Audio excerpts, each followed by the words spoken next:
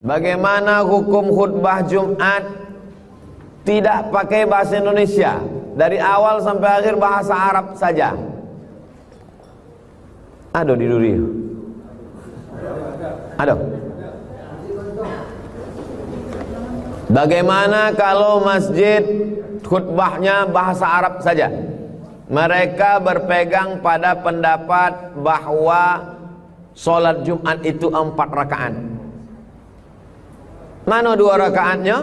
Digantikan oleh khutbah. Dalam sholat bisa tak bahasa Indonesia?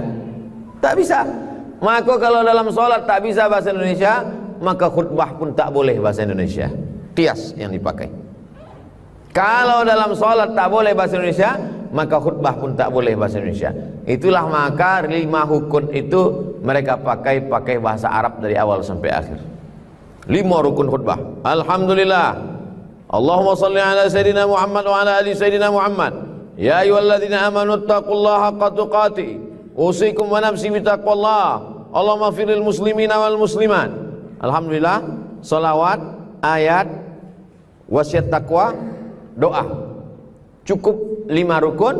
Duduk antara 2 khutbah, togak lagi baca 5 rukun khutbah, habis sholat. Kalau ada masjid seperti ini, sholat Jumatnya sah. Tapi banyak orang yang tidak dapat pesan karena dia tak paham bahasa Arab. Maka caranya bagaimana? Sebelum sholat Jumat, buatkan tausiah.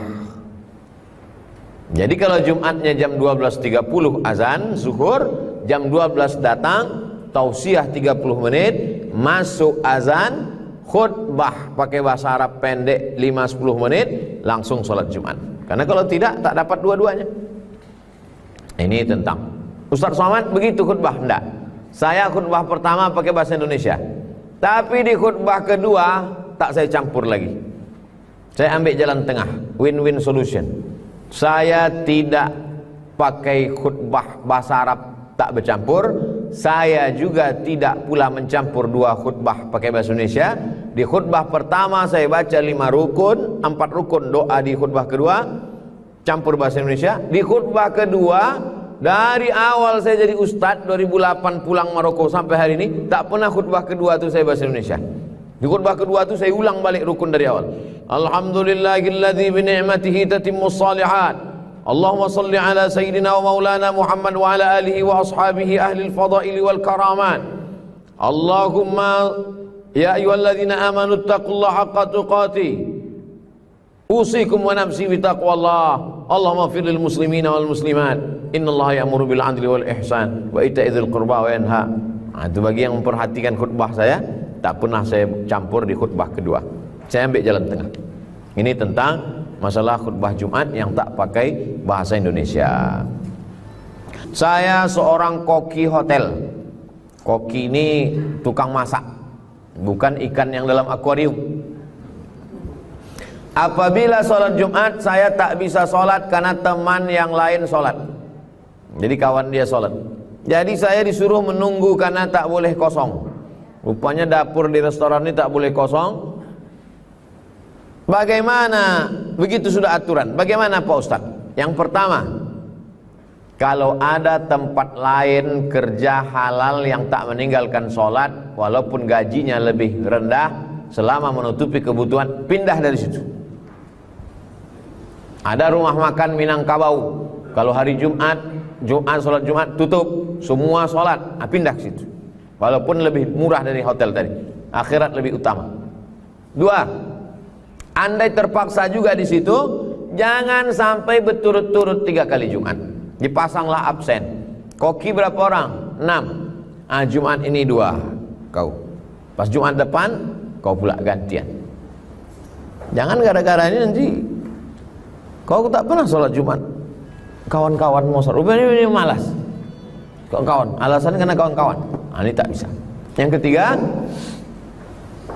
man tarakal jumu'ata thalatha marratin, siapa yang meninggalkan sholat Jumat 3 kali berturut-turut, tahawunan, menyepelekan sholat Jumat, taba'allahu ala qalbih, Allah mengunci pintu hatinya.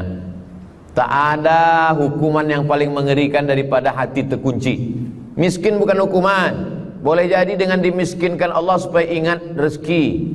Sakit bukan hukuman, boleh jadi disakitkan Allah supaya dihapuskan dosa dengan sakit itu. Lalu yang hukuman itu apa? Hukuman itu hati terkunci. Khatamallahu ala qulubihim wa ala sam'ihim wa ala absarihim summum bukmun amyun, pokak, tuli, bisu, buto. Komplitlah penderitaan. Na'udzubillah.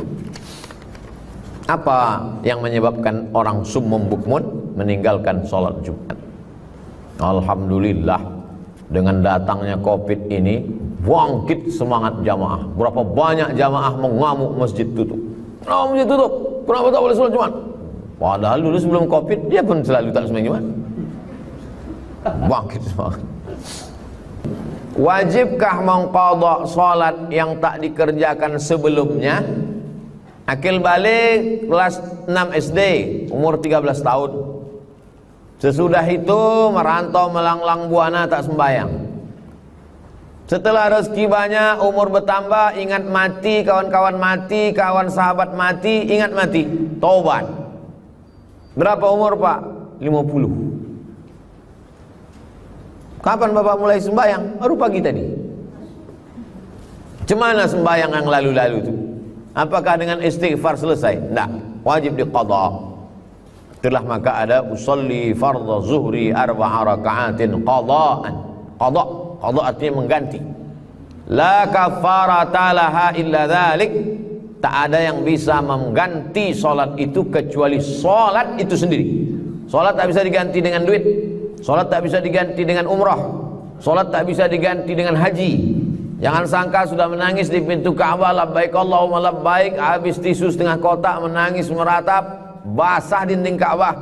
Salat tak bisa ditebus kecuali dengan salat itu sendiri, salat qadha. Cara melaksanakan salat qadha itu bukan berarti nanti masyarakat Duri yang ikut bedah buku bersama Ustaz Abdul Somad ini besok semuanya hilang. Kemana? Cuti qadha. Bukan. Tetap satu hari satu kali solat. Satu kali solat satu qadha. Asar nanti qadha. Habis solat ada, usolli fardhul asri arba'a raka'atin adaan. Lalu kemudian solat asar qadha. Usolli fardhul asri arba'a raka'atin qadhaan. Begitulah seterusnya. Berapa lama? Selama solat itu ditinggalkan. Namanya qadha. Tinggal sholat 40 tahun Pak Ustaz. Ya. Baru diqadha 4 hari mati. Alhamdulillah pemutihan. Susah diampunkan. Susah diampunkan Allah Ta'ala. Hidup ini tak usah susah-susah. Usah pikir-pikirkan. Usah pikir-pikirkan. Pikirkan aja mengganti.